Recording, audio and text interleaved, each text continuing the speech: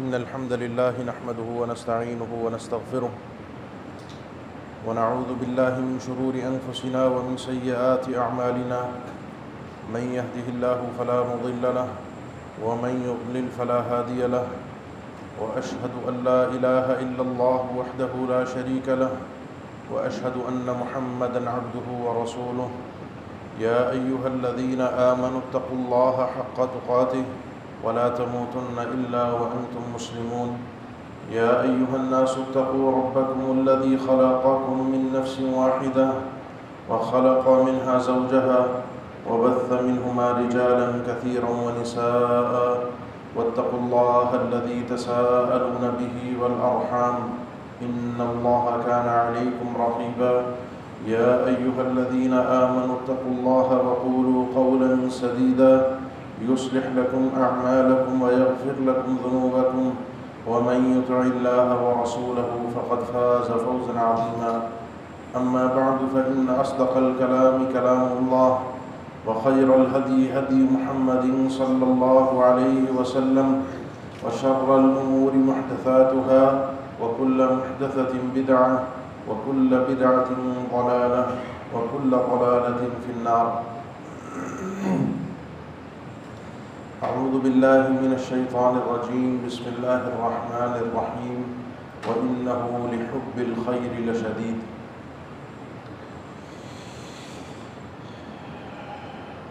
اس وقت اگر ہم اپنے آس پاس اور معاشرے میں نظر ڈالیں تو آپ کو آپس کے رشتہ داروں میں بھائی بھائی میں اختلاف نظر آئے گا،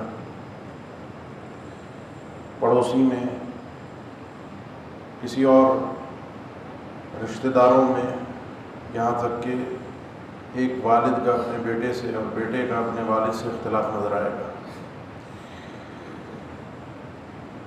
ان اختلاف کی چند بنیادیں ہیں، جس میں سب سے پہلی چیز جس کی وجہ سے اختلاف پیدا ہوتا ہے وہ ہے مالی معاملات، لین دین کے معاملات، جس کی وجہ سے صورتحال یہاں تک پہنچ جاتی ہے کہ ہم ایک دوسرے کی شکل نہیں دیکھنا چاہتے، سال ہا سال گزر جاتے ہیں، اور یہاں تک کہ اعلان بھی ہوتا ہے کہ یہ مر جائے گا تو یہ میرے جنازے میں نہ آئے، یہ مر گیا تو میں اس کے جنازے میں نہیں جاؤں گا، میں اس کی شکل نہیں دیکھوں گا، میرا اس سے اب کوئی تعلق نہیں ہے۔ بہرحال یہ تو ایک دنیا کی چلتی ہوئی کہانی ہے، معاملات ہیں۔ یہ چیزیں جب تک ہماری سانس ہوتی ہے، آنکھیں کھلی ہوتی ہیں تو یہ باتیں ہم کہہ دیتے ہیں، آنکھیں بند ہو جانے کے بعد، سانسیں رک جانے کے بعد معاملات مختلف ہو جاتے ہیں۔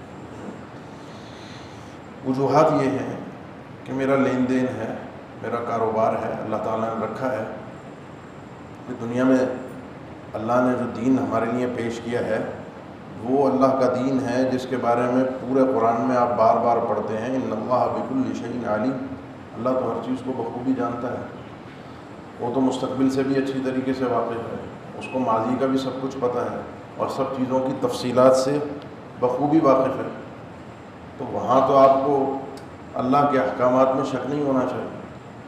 اللہ نے اسی لیے لین دین کے ہمارے زندگی میں گزارنے کے لین دین کے معاملات رکھے ہیں، کاروبار بھی ہے، کرائے پر چیزیں ایک دوسرے کو لینا اور دینا، قرضہ بھی ہے، تحفہ بھی ہے، ہبہ بھی ہے، وراثت بھی ہے، یہ سارے معاملات ہیں۔ ان سارے معاملات کے اندر جب ہم کوئی چیز لین دین کرتے ہیں تو دو چیزیں ہوتی ہیں۔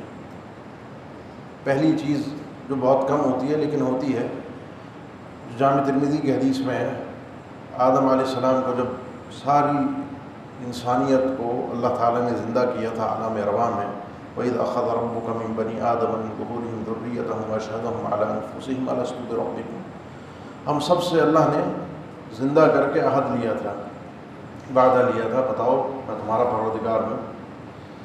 اس وقت آدم علیہ السلام کو ساری انسانیت، ان کی اولاد دکھائی گئی، ایک بڑا ہی خوبصورت چہرہ، روشن چہرہ، نور۔ پوچھا یہ کون ہے؟ فرشتوں نے کہا ہذا ابنک داؤد، یہ تو آپ کے بیٹے داؤد ہیں۔ ان کی عمر کتنی ہے؟ بتایا اتنی ہے۔ کہا بہت تھوڑی ہے، میری زندگی میں سے 40 سال اس کو دے دو، بات ختم ہو گئی۔ زمین پر آ گئے، یہاں زندگی گزری، جب ان کی زندگی کے 40 سال باقی تھے فرشتے آ گئے، آپ کا وقت آ گیا۔ تو انہوں نے کہا ابھی تو ٹائم باقی ہے میرا، اللہ نے جو میری زندگی لکھ کر مجھے بھیجی تھی، جو مجھے بتائی گئی تھی، جو مجھے چیزیں سکھائی گئی تھیں، وَعَلَّمَ آدَمَ الْأَسْمَاءَ كُلَّهَا، اللہ نے ان کو خصوصی علم سے نوازا تھا۔ تو ابھی 40 سال باقی ہیں۔ فرشتے نے کہا کہ وہ تو آپ نے اپنے بیٹے داؤد کو دے دیے تھے، فرمایا نہیں دیے تھے۔ اس وقت نبی کریم صلی اللہ علیہ وسلم کا فرمان ہے فَنَسِيَ آدَمُ وَنَسِيَتْ ذُرِّيَّتُهُ، آدم علیہ السلام اس موقع پر بھول گئے تھے، اور اب یہ ان کی اولاد کی فطرت بن گئی ہے۔ فطرت میں یہ چیز ہے بھول جانا، میں اور آپ بھی بھول جاتے ہیں۔ ہر شخص کی نیت خراب نہیں ہوتی، ہر شخص بد نیت نہیں ہوتا، ہر شخص مال کا لالچی نہیں ہوتا۔ کبھی کبھی انسان بھول بھی جاتا ہے، کوئی چیز اس نے لی دینا بھول گیا، کوئی اس پر قرضہ ہے ادا کرنا بھول گیا، کوئی اس کے مالی معاملات تھے، کاروباری معاملات تھے، ادائیگی بھول گیا۔ اس بھول سے بچنے کے لیے کیا طریقہ کار ہے؟ اور دوسری چیز جو سب سے بڑا مسئلہ ہے، جو ان معاملات کے اندر سب سے پہلے آتا ہے، وہ ہے دونوں سائڈ سے لالچ کا پایا جانا۔ وَأُحْضِرَتِ الْأَنفُسُ الشُّحَّ، نفس کے اندر یہ چاہت اور لالچ مال کی اللہ نے رکھی ہے۔ انسان مال کا حریص ہے، کون چھوڑنا چاہتا ہے آپ میں سے؟ 10-20 روپے کے لیے بعض اوقات ہم کسی سواری والے سے، رکشے والے سے لڑ بیٹھتے ہیں۔ 10-20 روپے بھی ٹھیلے والے کو، سبزی والے کو، فروٹ والے کو چھوڑنا ہم سے برداشت نہیں ہو رہا ہوتا۔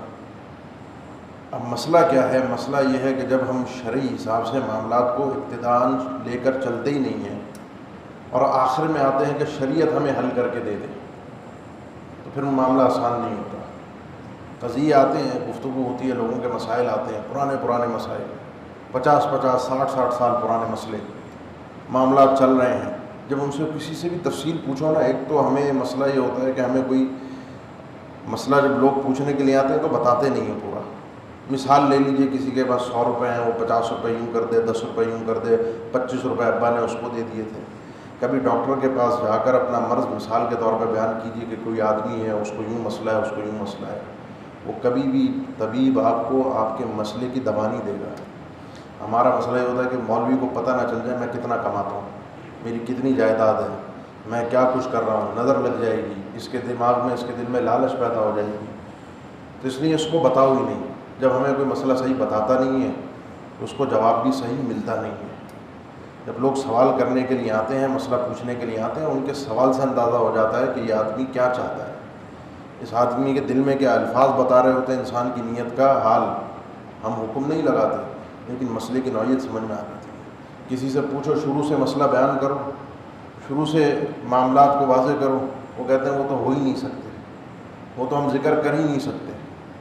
جب آپ اللہ کے دین سے مسئلہ سمجھنے کے لیے آئے ہیں اور آپ اللہ کے دین کے سامنے وضاحت پیش نہیں کر سکتے، یہاں نہیں ہوگی، کل وہاں کرنی پڑے گی، وہاں اللہ کے سامنے ہر چیز واضح ہو کر آئے گی۔ اس لیے ان معاملات کو جو ہو گئے، جو خراب ہو گئے، جو بیت گئی، 50 سال پرانے مسئلے ہیں، 40 سال پرانے، 25 سال 30 سال پہلے کے مسئلے ہیں، اختلافات ہیں، آج تک چل رہے ہیں، کاروباری مسئلے ہیں، معاملات میں آپ پھنسے ہوئے ہیں۔ ان معاملات کو حل کرنے کے لیے کہ آگے اب میرے ساتھ یہ مسئلہ نہ ہو، آگے میری اولاد کے ساتھ یہ مسئلہ نہ ہو، آگے آنے والی نسل کے ساتھ یہ اختلافات میں مسئلہ نہ ہو، اس میں جو شرعی رہنمائیاں ہیں وہ کچھ پہلے کرنے کی ہیں، کچھ بعد میں کرنے کی ہیں، ان کو اپنا لیجئے، آپ کے مسئلوں کا حل بھی ہو جائے گا، اور آپ کے مال کی ضمانت جو اللہ تعالیٰ نے رکھی ہے، اس کو مائک کو نہ چھیڑیے گا، آواز کو نہ چھیڑیں بھائی جان، آواز نہ چھیڑیے گا۔ یہ جب تک آپ اللہ کے اس دین کی ضمانت کو اس انداز میں سمجھیں گے نہیں، اس انداز میں طے نہیں کریں گے، تو اللہ کا دین آپ کو آپ کے مال کی ضمانت بھی نہیں دے سکتا۔ پھر آپ اللہ کے دین سے، اللہ تعالیٰ سے ضمانت لینے کے لیے نہ آئیں۔ اس لیے ان معاملات کو اچھی طریقے سے باریکی کے ساتھ سمجھیں۔ سب سے پہلی چیز ہے، جب بھی انسان کوئی چیز کسی کو دے اور کوئی چیز کسی سے لے، وہ کاروبار ہو، وہ کرایہ ہو، وہ قرضہ ہو، ہر چیز کو کوشش کریں لکھ کر کریں، اور اس لکھنے پر گواہ موجود ہوں۔ قرآن مجید میں اللہ تعالیٰ نے قرض کے متعلق تو خاص طور پر بیان فرمایا ہے، یا ایھا الذین آمنوا اذا تداینتم بدین الی اجل مسمى فاکتبوا۔ جب بھی کسی سے کوئی قرض کا معاملہ ہو، میں آپ کے پاس پیسہ لگا رہا ہوں کاروبار میں آپ کو قرضہ دے رہا ہوں، میں آپ کو آپ کے کہنے پر کوئی چیز آپ کو لے کر خرید کر دے رہا ہوں، فاکتبوا، اس کو لکھو۔ آج کے زمانے میں اللہ نے آسانی کی ہے، اسٹیمپ پیپر کی شکل میں وکیل آپ کو بہترین انداز میں بتا دے گا کہ آپ کس طریقے سے کیا کیا اس کے اندر لکھیں۔ ہر شرط کو دل کے اندر کوئی شک کو چھپا کر نہ رکھیں۔ اکثر لوگوں کے معاملات کے اندر یہ ہوتا ہے، وہ دل میں کچھ چیزیں چھپا کر رکھتے ہیں، غیر واضح چیز یقیناً آخر میں چل کے اختلاف کا سبب بنتی ہے۔ جب کبھی کبھی کرائے پہ رکشہ لیتے ہیں نا، کوئی سواری لیتے ہیں، گاڑی کوئی کر رہے ہیں، کہیں جانا ہے، اس سے آپ پوچھتے ہیں بھائی کتنے بنیں گے، فلاں جگہ جانا ہے، وہ کہتا ہے جو دل میں ہے دے دینا، جو مناسب لگے دے دینا۔ اگر آپ اس کیفیت میں بیٹھ جائیں اور وہاں پہنچ جائیں، لازمی آخر میں اختلاف ہوگا۔ کیوں؟ کیونکہ میرے دل میں لالچ ہے کہ میں کم دوں، اس کے دل میں لالچ ہے کہ میں زیادہ دوں۔ طے نہیں کیا نا آپ نے، بات کو واضح نہیں کیا۔ بیٹھنے سے پہلے واضح کر لیں، اس کو بتائیں وہ مناسب کیا ہے وہ بھی بتاؤ، وہ مناسب کیا ہے وہ بھی طے کرو۔ جب دل میں اس کے بھی چور تھا، میرے بھی چور تھا، یہ کہہ رہے ہیں مناسب تو میرے حساب سے یہ بنتا ہے، اس کے حساب سے مناسب کچھ اور ہے۔ دونوں کے دل میں چور تھا، دونوں نے اس چیز کو چھپا دیا۔ جب چھپا دیا تو نتیجہ اینڈ اختلاف کی شکل میں نکلتا ہے۔ اس لیے کبھی بھی کسی کے ساتھ کاروبار میں پیسہ لگا رہے ہیں، کبھی بھی کسی سے کوئی بھی لین دین کر رہے ہیں، جو بھی دل میں معاملہ ہے، جو بھی آپ کو آگے خطرہ نظر آ رہا ہے، یہ اختلاف کی نوعیت بن سکتی ہے چیز۔ اس بات کی وجہ سے نقصان ہو سکتا ہے، اس بات کی وجہ سے اونچ نیچ ہو سکتی ہے، پہلے دن اس چیز کو واضح کریں۔ کاروبار ہوتا ہے ہو، نہیں ہوتا نہیں ہو۔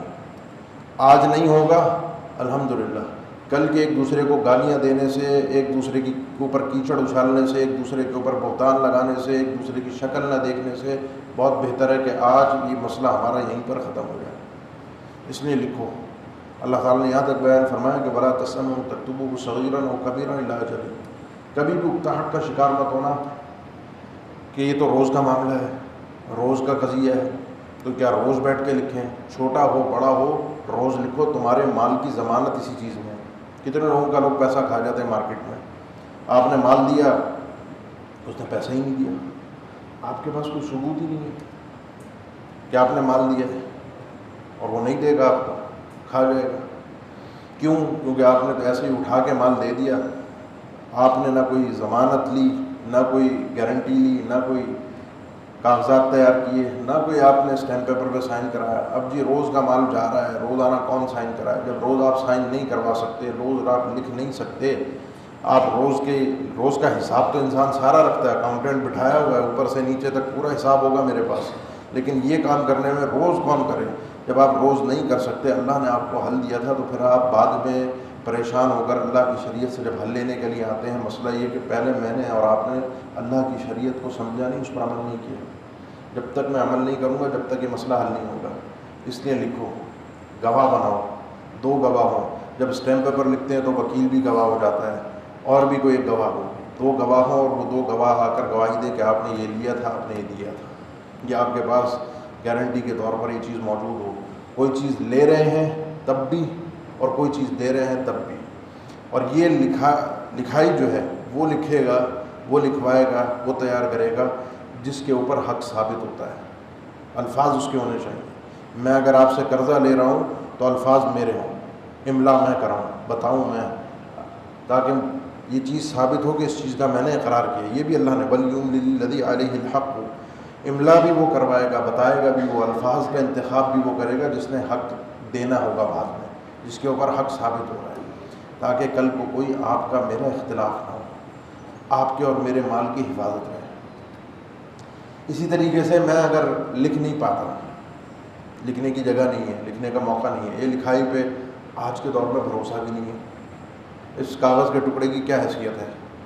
وہ نہیں دے گا، میں کورٹ میں جاؤں گا، جتنا ہو سکتا ہے قرضہ نہ اس سے زیادہ کورٹ کے خرچے اور کورٹ کے معاملات، اعتبار تو مجھے ہے نہیں، کہ یہاں سے کوئی انصاف مل سکتا ہے، 50 سال 60 سال 70 سال پتہ نہیں کتنی زندگی میری یہاں پر کھپ جائے اور انصاف جب آئے جب میں اپنی قبر میں جا چکا ہوں. سسٹم ایسا بنا ہوا ہے نا، اس سسٹم پر اعتبار نہیں ہے. تو وَإِن كُنتُمْ عَلَىٰ سَفَرٍ وَلَمْ تَجِدُوا كَاتِبًا فَرِهَانٌ مَقْبُوضَةٌ. اللہ نے ذکر فرمایا کہ اگر کبھی سفر میں ہوتے ہو، کوئی لکھنے والا موجود نہیں ہے، کوئی تمہارے درمیان معاہدہ کرنے والا موجود نہیں ہے، تمہیں قرضے کی ضرورت پڑ گئی ہے، تو گروی رکھ لو کوئی چیز. جس نے قرضہ لیا ہے اس کی کوئی چیز گروی لے کے ضمانت کے طور پر رکھ لو، تاکہ کل کو اگر وہ ادا نہ کر سکے، وہ دے نہ سکے، تو اس گروی رکھی ہوئی چیز سے تمہارے حقوق کی ادائیگی ہو سکے، تمہارا حق تمہیں مل سکے، تمہارا حق، تمہارا مال جو تم نے حلال کمائی سے کمایا ہے وہ ضائع نہ ہو اور کوئی کل کو اختلاف نہ ہو. یہ سارے کام پہلے کرنے کے نہیں ہوئے، میں نے نہیں کیے، میں نے وضاحت بھی نہیں کی. ہر چیز کو شریعت کہتی ہے واضح کرو. فَإِن كَتَمَا وَكَذَبَ مُحِقَتْ بَرَكَةُ بَيْعِهِمَا. جب دو لوگ سودا کرتے ہیں آپس میں اور دونوں ڈنڈی مارنے کی سوچ رہے ہوتے ہیں، چھپاتے ہیں اپنے ویک پوائنٹس، یہ ابھی نہ ذکر کرو، ابھی بتا دیا بعد میں مسئلہ خراب ہوگا، چھپا کر رکھو، جھوٹ بولتے ہیں. ان کے سودے میں برکت ہو ہی نہیں سکتی، ان کا کاروبار کبھی آگے بڑھ ہی نہیں سکتا. فَإِن صَدَقَا وَبَيَّنَا. اگر دونوں سچ بولتے ہیں، بالکل کلیئر بات کرتے ہیں اور بات کو واضح کرتے ہیں، ایک ایک چیز کھول کر سامنے رکھ دیتے ہیں، اپنے کاروبار کی، اپنے لین دین کی، اپنے معاملات کی، اپنے قرضے کی کہ میں کب ادا کر سکتا ہوں، کب میری ادائیگی ہوگی. اگر یہ انہوں نے ابتدان کر لیا، اللہ ان کے سودے میں، اللہ ان کے اس کاروبار میں برکت دے گا. برکت کا مالک اللہ ہے، چھن جاتی ہے. اس لیے پہلے یہ سب کام کر لیجیے، اپنے دل کو صاف کیجیے. کوئی بھی لین دین کیجیے، کبھی بھی قرض پر کوئی چیز لے رہے ہوں، کوئی قرضہ لے رہے ہوں، جو شخص قرضہ لیتا ہے، قرضہ لے رہا ہوتا ہے اور اس کے دل میں نیت ہوتی ہے کہ اس کو ادا کرے گا، رد اللہ عنہ، اللہ اس کا قرضہ اس سے ادا کروائے گا، اللہ اس کی مدد کرے گا کہ اس کا قرضہ اس کا ادا ہو جائے. لیکن جس کے دل میں شروع سے چور ہو، جس نے ادائی نہیں کرنا، تو اللہ کی طرف سے مدد بھی نہیں آتی، پھر وہ معاملہ خراب ہوتا ہے، پھر وہ حقوق تلف ہو جاتے ہیں. اس لیے ایک دوسرے کے حقوق کے لیے ابتداءً آپ یہ چیزیں طے کر لیجیے. کوئی بھی ہو، بھائی ہو، والد ہو، بیٹا ہو، کسی کو کچھ دے رہے ہیں، کچھ دے رہے ہیں، قرضہ دے رہے ہیں، کوئی تحفہ دے رہے ہیں، ضروریات سے ہٹ کر کوئی چیز دے رہے ہیں آپ اور وہ آپ نے واپس لینی ہے، یا اس کو دوسروں کے حقوق کے لیے محفوظ کر کے رکھنا ہے کہ لکھا ہوا ہو کہ یہ چیز میں نے اپنے بیٹے کو، بیٹی کو ہدیہ دی ہے، اس کو لکھیں تاکہ بعد میں دوسروں کے لیے پریشانی کا سبب نہ بنے، دوسروں کے حقوق تلفی نہ ہو.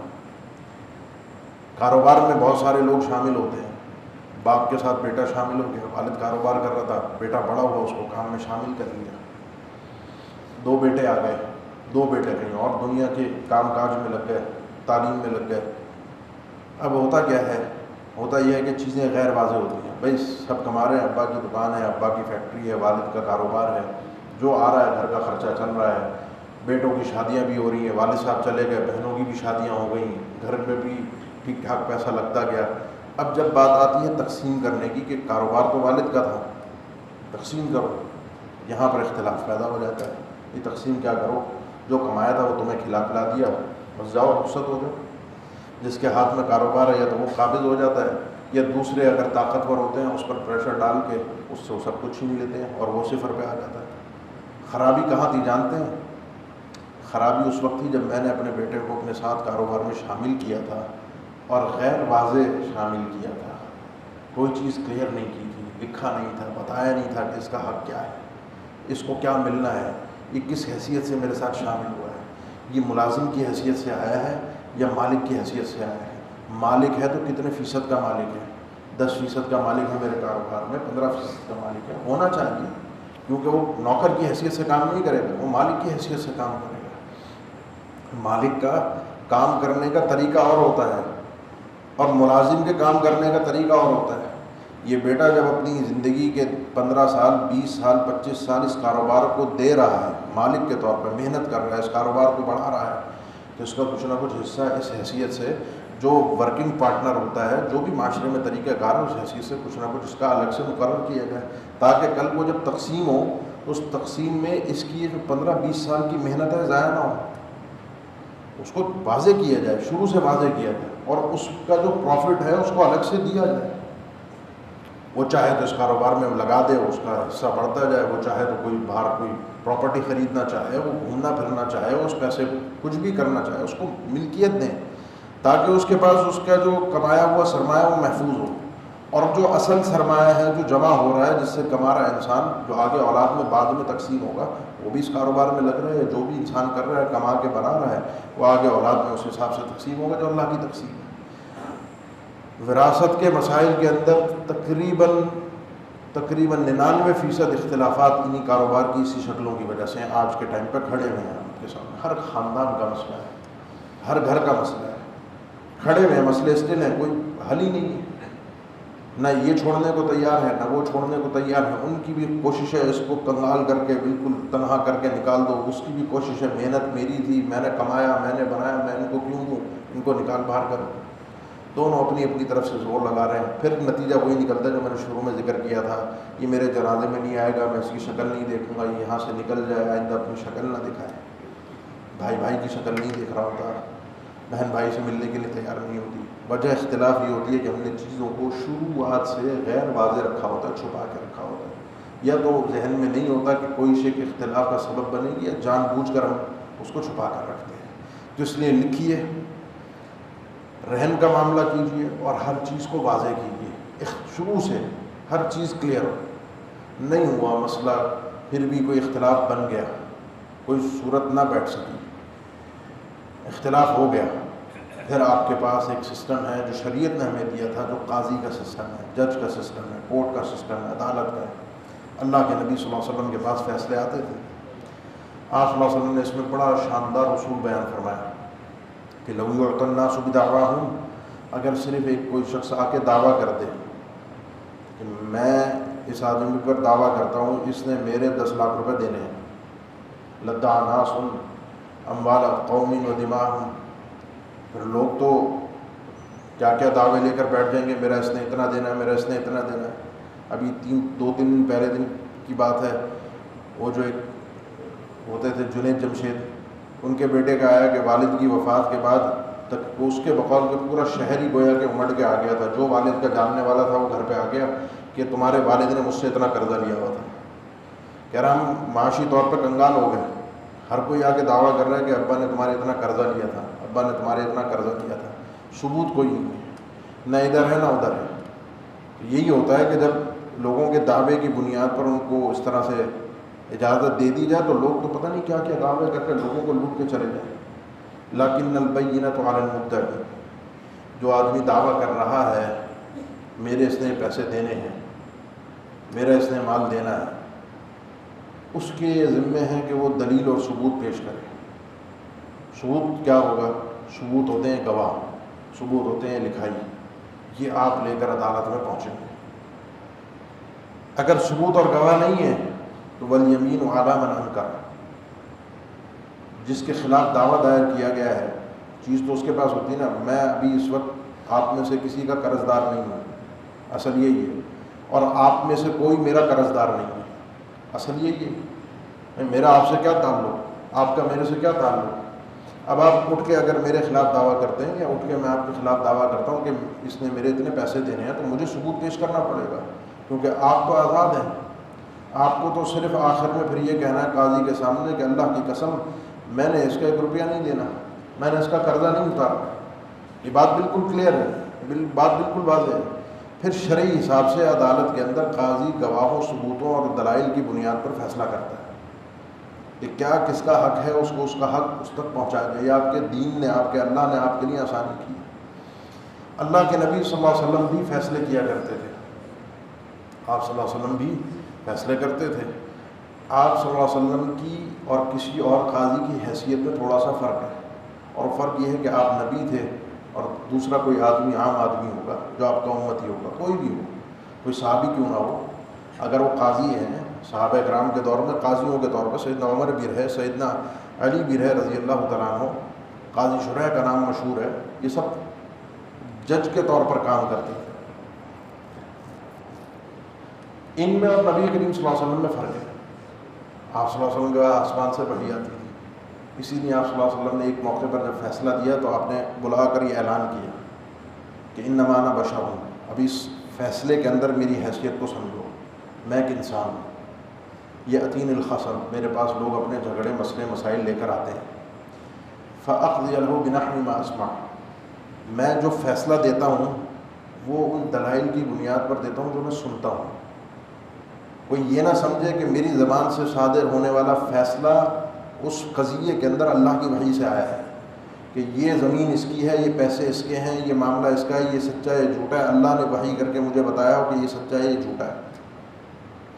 خاص قضائے میں ایسا نہیں ہے. ہاں اصول قضا، فیصلہ کرنے کے جو اصول ہیں وہ تو اللہ نے بتائے ہیں. لِتَحْكُمَ بَيْنَ النَّاسِ بِمَا أَرَاكَ اللَّهُ، آپ نے لوگوں کے درمیان فیصلے کرنے ہیں جو اللہ نے آپ کو بتایا ہے، سکھایا، تعلیمات دی ہیں. وہ اللہ نے بتا دیا کہ فیصلے کا طریقہ کار کیا ہے. اب جب آپ صلی اللہ علیہ وسلم فیصلہ کرتے ہیں تو کوئی یہ نہ سمجھے کہ فیصلہ وحی کی نبی نے دیا ہے، یہ زمین کا ٹکڑا مجھے نبی نے دے دیا ہے، یہ جائیداد مجھے نبی کریم صلی اللہ علیہ وسلم نے دی ہے تو لازمی یہ وحی کے ذریعے بتایا گیا ہوگا نا میں سچا ہوں. آپ نے فرمایا اگر کسی کے حق میں فیصلہ کرتا ہوں اسے پتہ ہے کہ یہ چیز اس کی نہیں تھی، یہ زمین اس کی نہیں تھی، یہ جائیداد اس کی نہیں تھی، یہ پیسہ اس کا نہیں تھا، میں نے اس کے حق میں فیصلہ کر دیا تھا، تو یہ سمجھ لے کہ مجھ سے وہ یہ زمین کا ٹکڑا لے کر نہیں جا رہا، جہنم کا ٹکڑا لے کر جا رہا ہے. یہ فرق کو آپ صلی اللہ علیہ وسلم نے اس موقع پر ختم کیا ہے کہ بطور قاضی اگر آپ کو دنیا میں کوئی چیز مل جاتی ہے، قاضی آپ کو دے دیتا ہے، جج سے آپ کو آپ کا فیصلہ ہو کر چیز مل جاتی ہے دلائل کی بنیاد پہ، تو آپ یہ نہ سمجھیے گا کہ یہ مسئلہ آپ کا دنیا میں حل ہو گیا، یہ چیز آپ کی ہو گئی، اب آپ سے کل قیامت کے دن کوئی سوال نہیں ہوگا. یہ بات بالکل اپنے دماغ سے اچھی طریقے سے نکال دیں انسان. اب آئیے، جو یہ تو ہمیں اللہ تعالیٰ نے مسائل دیے تھے نا، حل کرنے کے لیے طریقہ سمجھایا تھا، اس میں ایک آخری چیز ہے. آخری چیز جو ہے وہ تھوڑی سی سمجھنے کی ہے، اس میں تھوڑا سا اپنے آپ کو مارنا پڑتا ہے، اس میں تھوڑا سا چیزوں کو دیکھنا پڑتا ہے، اور وہ ہے سہولت، وہ ہے صلح، وہ ہے آسانی. بھائی کسی نے آپ سے قرضہ لیا، مال لیا، ادھار پہ لیا، آپ نے واقعتاً دیکھا کہ یہ آدمی بالکل زیرو ہو گیا، تباہ ہو گیا، برباد ہو گیا.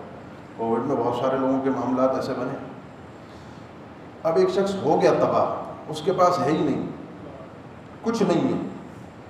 آپ حق بجانب ہیں کہ آپ اپنا مسئلہ، آپ اپنی چیز، آپ اپنا مال اس سے مانگیں، بالکل 100% آپ کو اختیار ہے.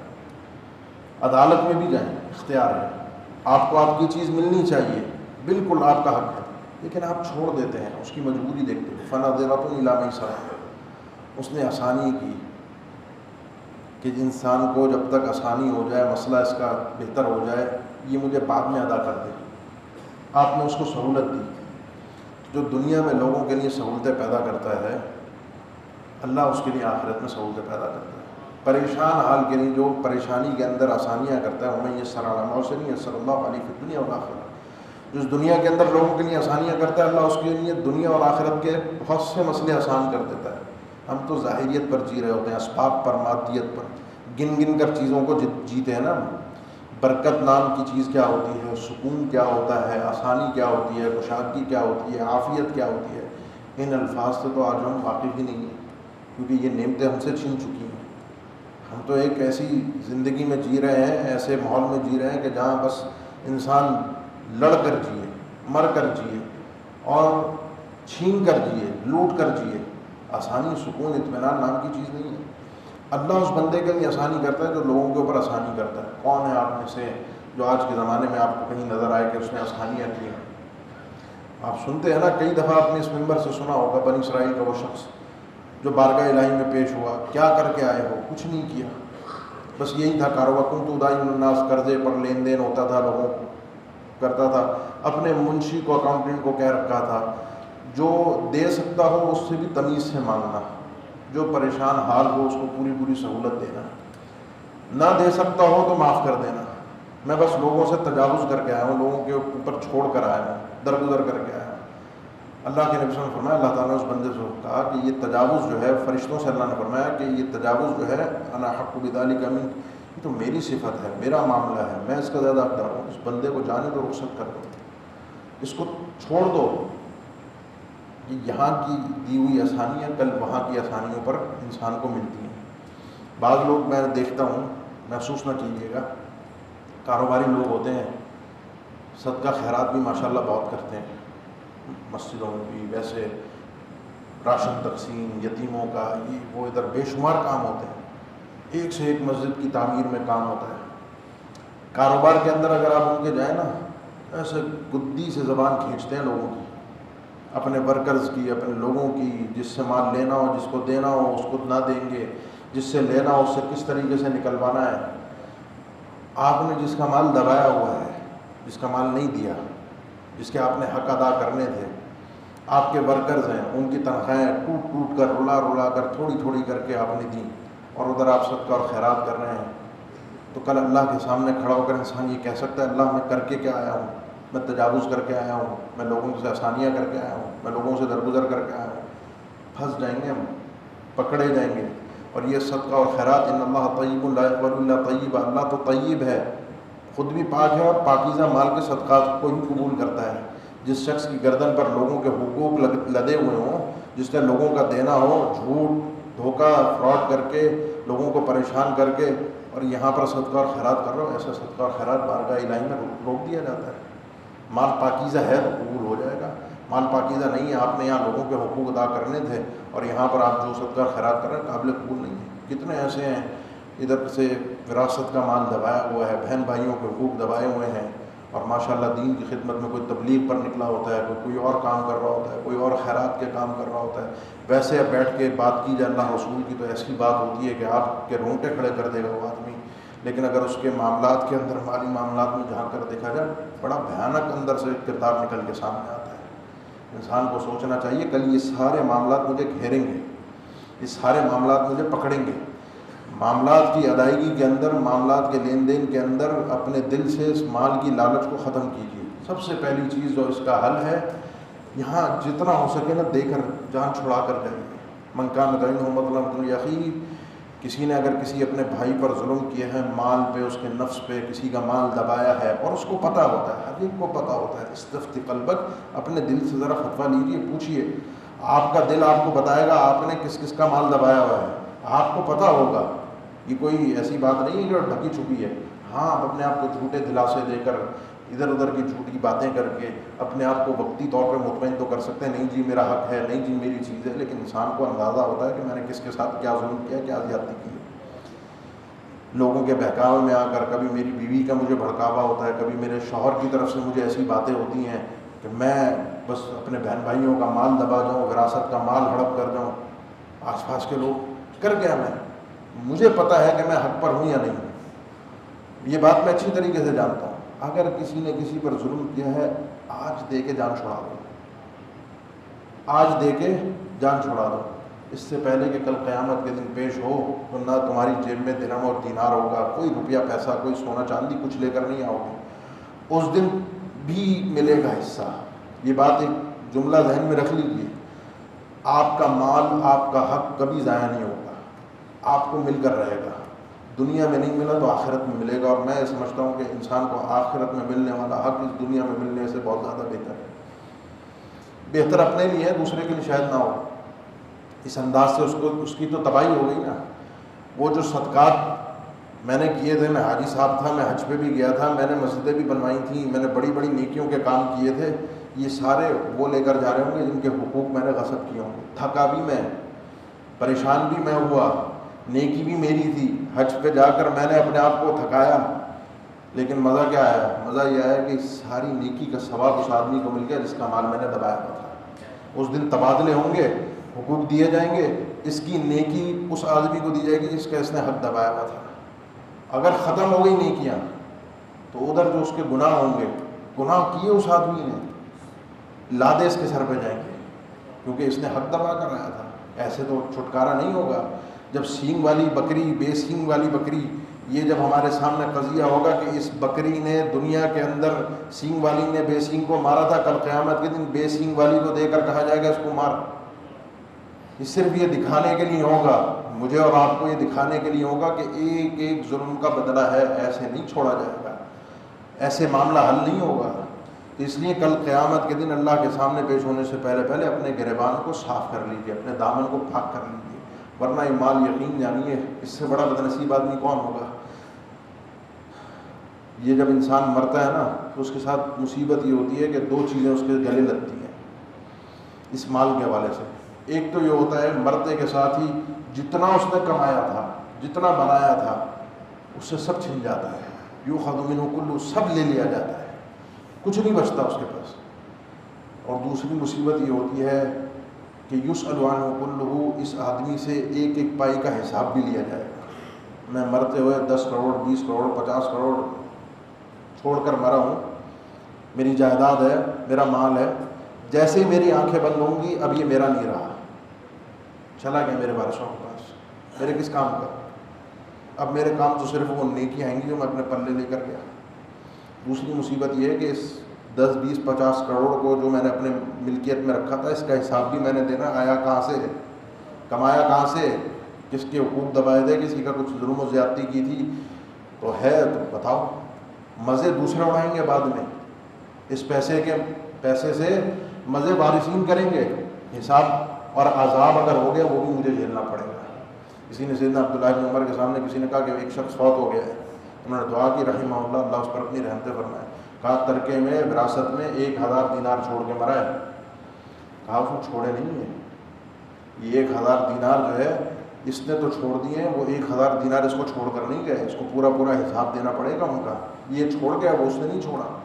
اس لیے اپنے معاملات کو، اپنے قضایا کو صاف ستھرا کر لیجیے، جو غلطیاں ہو گئیں، جو معاملات ہو گئے ان کو حل کیجیے، آگے آنے والی نسل کے لیے، آگے آنے والے کاروبار کو، آگے آنے والے معاملات کو اس طرح چلائیے کہ کل کوئی دوسرے کی شکلیں بھی دیکھ سکیں، کل کو میری آگے آنے والی نسل، میرے بچے، میری اولادیں اس اختلاف کا شکار نہ ہو جو میں اپنے خاندان میں اختلاف کا شکار ہوا۔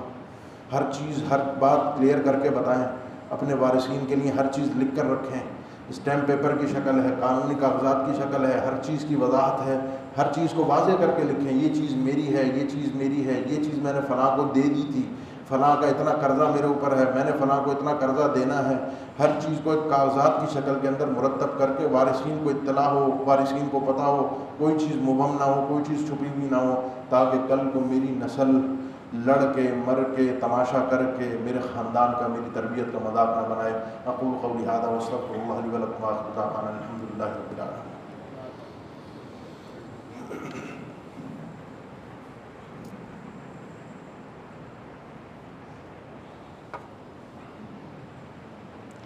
الحمد للہ علی احسانہ وشکر لہ علی توفیقہ وامتنانہ، واشهد ان لا الہ الا اللہ وحدہ لا شریک لہ تعظیما لشأنہ، واشهد ان محمدا عبدہ ورسولہ الداعی الی رضوانہ، صلی اللہ علیہ وعلی آلہ واصحابہ واخوانہ وسلم تسلیما کثیرا، اما بعد۔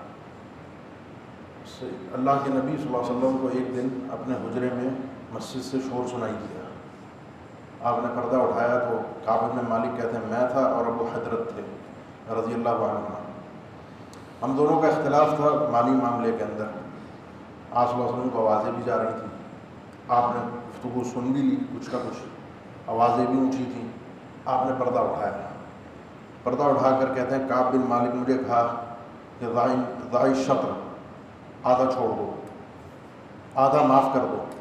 میں نے کہا اللہ کے نبی آپ کا فیصلہ ہے، آدھا معاف کر دو۔ ابو حضرت کو کہا قم فقضی، اب جاؤ جو آدھا رہ گیا نا وہ ادا کر دیں۔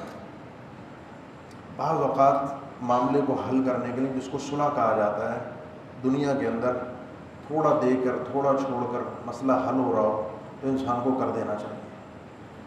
یہ دنیا اسی طرح چلتی ہے، آپ 100% حساب رکھ کر، پائی پائی کا حساب رکھ کر چلیں گے بہت مشکل ہو جائے گا۔ کچھ دے کر، کچھ لے کر، کچھ معاملات، بس کوشش یہ کیجیے کہ اگلا شخص وہ یہ دعوے دار نہ ہو کہ اس نے میرا یہ مال کھایا ہے، وہ راضی ہو جائے، کچھ دے کر راضی ہو، کچھ لے کر راضی ہو، جیسے بھی ہو، خوشی سے۔ کسی کا مال لا یحل مال امرئ مسلم الا بطیب نفس، کسی بھی مسلمان کا مال حلال نہیں ہوتا جب تک وہ اپنی خوشی سے نہ دے۔ بعض اوقات ہم پریشر ڈال دیتے ہیں، رشتہ داری کا پریشر، کاروبار کا پریشر، مفادات کا پریشر، مستقبل کا پریشر، PCO چیزیں ہیں، آپ جانتے ہیں اچھی طریقے سے، آپ مارکیٹ کے حضرات ہیں. پریشر ڈال کے جب ہم کر لیتے ہیں نا، اگلا کہتے ہیں ٹھیک ہے چھوڑ دیا، وہ دل سے راضی نہیں ہوتا ہے. ایسا مال حلال نہیں ہے، اس لیے مال حلال کیجیے. اپنے آپ کو کل اللہ کے عذاب سے حلال کروائیے، اللہ کی پکڑ سے، حساب سے حلال کروائیے. نہیں تو معاملہ بڑا پیچیدہ ہو جائے گا. معاملات کو سلجھائیے. کچھ دینا پڑتا ہے، کوئی کسی کو کچھ دینا ہے، وہ لیے بغیر راضی نہیں ہو رہا، آپ کو لگتا ہے آپ کا حق ہے، اس کو لگتا ہے اس کا حق ہے، تو بیٹھ کے صلح. ہمارے پاس جب لوگ صلح کرنے کے لیے آتے ہیں مالی معاملات کے اندر، خاص طور پہ مالی معاملات کے اندر، تو پہلے تو ہم اندازہ نہیں تھا، تجربہ نہیں تھا، بیوقوف بنتے تھے، ان کے ساتھ گھنٹوں کئی دن بیٹھتے تھے. بعد میں پتہ چلتا تھا وہ ایک فریق جو ہے وہ ہمیں 4 باتیں سنا کے چلا جاتا تھا. اب جو بیٹھتا ہے، پہلی بات یہ ہوتی ہے کہ بیٹھنے سے پہلے بتاؤ کہ جو فیصلہ کریں، جو بات کہیں، اس کو مانو گے؟ لکھ کر دو. ہم بیوقوف نہیں ہیں جو آپ کا 4 دن 5 دن مسئلہ سنیں، کیونکہ آپ دونوں ہی فریق آتے ہیں. آپ کی چاہت یہ ہوتی ہے میرے حق میں فیصلہ ہونا چاہیے، میرے ہاتھ میں ڈنڈا تو ہے نہیں. قاضی اور مفتی میں فرق یہی ہوتا ہے، قاضی کے ہاتھ میں ڈنڈا ہوتا ہے، وہ تو کورٹ سے فیصلہ دے گا، آپ کو ماننا پڑے گا. نہیں مانو گے تو وہ پولیس کے ذریعے سے منوا کر چھوڑے گا. مفتی تو بیچارہ کہہ سکتا ہے زبان سے کہ اللہ کا حکم یہ ہے، کل قیامت کے دن اس طرح سے خلاصی ہے، یہ بہتر ہے تمہارے حق میں، دلائل اور چیزیں صورتحال یہ واضح کر رہی ہیں. میں نہیں مانتا. کیونکہ میرے حق میں فیصلہ نہیں آیا. دونوں یہ چاہتے ہیں کہ ہمارے حق میں فیصلہ ہے. کبھی بھی اس نیت سے مسئلے کو صلح کرنے کے لیے، مسئلے کو، معاملے کو ختم کرنے کے لیے بیٹھے کہ میرے حق میں فیصلہ ہے، جو میں کہتا ہوں، جو میں درست ہوں وہ صحیح ہے. اس طرح بیٹھیں گے مسئلہ حل نہیں ہوگا. اس لیے صلح کی طرف آئیے، اور اللہ تعالیٰ نے صلح کو خیر قرار دیا ہے. بس صلح خیر. کہیں کوئی اختلافات ہیں، تنازعات ہیں، معاملات ہیں، دنیا میں حل کیجیے، کچھ دے دیجیے، کچھ صلح کرا لیجیے. اللہ ہمارے مسئلوں کو حل فرما دے. یہ معاشرے کا بڑا ایک اہم مسئلہ تھا جس کے حل کے لیے اللہ نے پہلے سے معاملات، احکامات ہمیں دیے تھے کہ اس طریقے سے چلا لو، حل ہو جائے گا. ہم نے نہیں کیے. ہم اپنی مرضی سے، اپنے مزاج سے، اپنی لالچ سے، اپنے نسیان سے معاملات کو دیکھتے رہے، نتائج آج بھگت رہے ہیں. آگے آنے والے معاملات کی بہتری کے لیے کچھ تجاویز آپ کے سامنے پیش کیے ہیں. اللہ تعالیٰ قبول فرما لے. اللہ ہمارے ملک پر اپنا خاص رحم و کرم فرما دے. اللہ مسلمانوں کی مدد فرما دے. بیماروں کی جو دعائیں آئی ہیں، اللہ تعالیٰ ان کو صحت عافیت والی زندگی عطا فرما دے.